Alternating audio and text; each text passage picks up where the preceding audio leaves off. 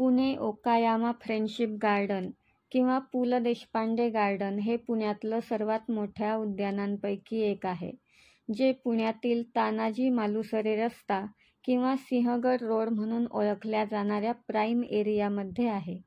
बाहेर भेळ, पाणीपुरी वगैरे चाटचे गाडे, आईस गोळा, दाबेली, वडापाव, ज्यूस हे सगळे खाण्याचे ठिकाणं दिसतात. इथे गार्डनमध्ये येणारे खाण्यासाठी गर्दी करतात. फुटपाथवर छान कमान, बसण्यासाठी बाकडे केलेले आहेत. जिथे महाराष्ट्रातले लाडके व्यक्तिमत्व म्हणून ओळखले जाणारे पु ल देशपांडे ह्यांच्या ऑटोग्राफचा बोर्ड आहे. तसेच त्यांच्या इतर कलांशी संबंधित बोर्ड लावून पुलंना हा रस्ता आणि हे गार्डन समर्पित केल्याचं लक्षात येतं. हे गार्डन सकाळी 6 ते 10:30 तर संध्याकाळी 4 ते 8 पर्यंत सर्वांसाठी खुलं असतं. इथं 2 व्हीलर 4 व्हीलर पार्किंगची सोय आहे. लहान मुलांना खेळण्यासाठी भरपूर खेळ आहेत. शिवाय इथं योगा केंद्र आहे. सकाळच्या वेळेत जवळपासचे रहिवासी इथं मॉर्निंग वॉकसाठी येतात, योगासनं करतात.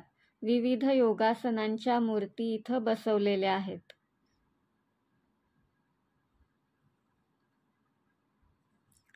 गार्डनच्या आत जाण्यासाठी 3 वर्षांच्या पुढील सर्वांसाठी 5 रुपये तिकीट आहे.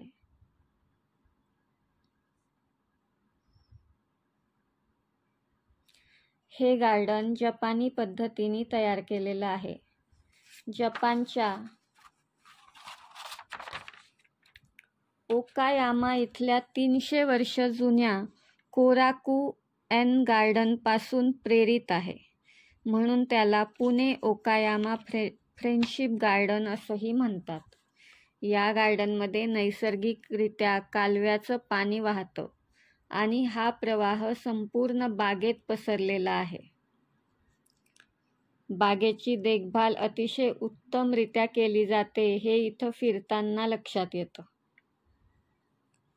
लॉनवर चालण्यासाठी कोणालाही परवानगी नाही. ही बाग 10 एकर जागेत तयार केलेली आहे. ही बाग अशा शैलीत तयार केली आहे की लोक बागेतून फिरू शकतात आणि बागेच्या रस्त्यांवर बदलणाऱ्या लँडस्केपचा आनंद पण घेऊ शकतात. बागेच्या मध्यभागी असलेल्या एका लहान पुलावरून पर्यटकांना मासे पाहता येतात. या जपानी बागेचे नाव महाराष्ट्रातील प्रसिद्ध लेखक पु ल देशपांडे यांच्या नावावर ठेवण्यात आलंय.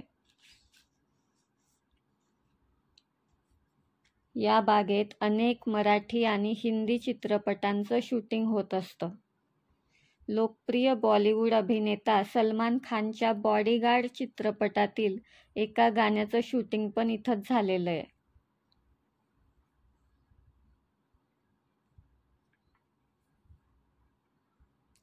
हे उद्यान म्हणजे पुणे आणि ओकायामा या भागीदार शहरांमधील भारत-जपान मैत्रीचे प्रतीक आहे.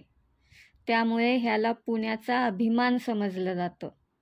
बागेची रचना पण अशा प्रकारे केली आहे की ती पर्यटकांना वर्षभर एक आनंददायी अनुभव देते.